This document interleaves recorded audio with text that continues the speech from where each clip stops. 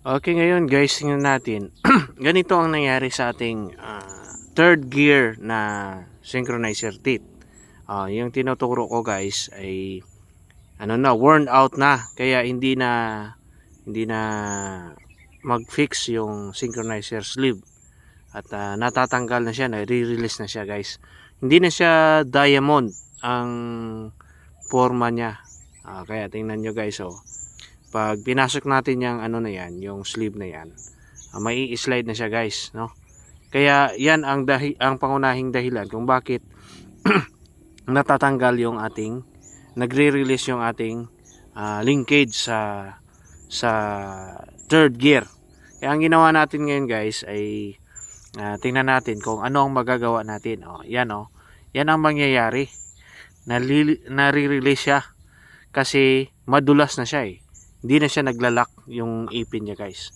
So hindi tulad ng isa na naka-diamond ang forma niya, kapag pumihit siya ay nalalak siya. Ayan guys. So ngayon tingnan natin kung ano magagawa natin. Kailangan natin i-machine ang ipin nito. Natin ang ganito guys. Oo.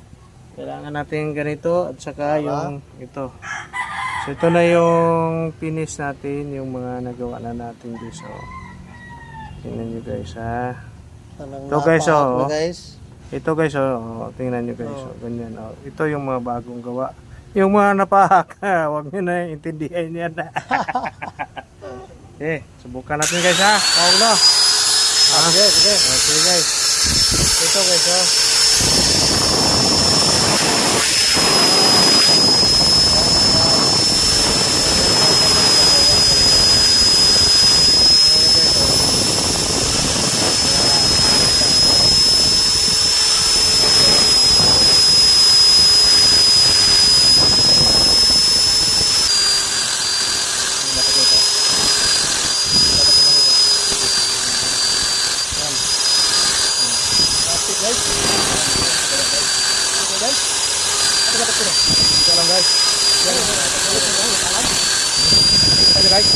guys, ganyan dapat guys ang gawa guys.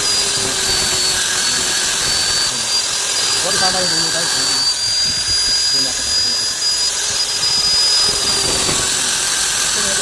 So ganito ang ginagawa natin guys gamit ang rotary carbide grinder. Yan. Kasi pag mga ordinaryong grinder, yung porting tools ang ginamit natin, hindi yan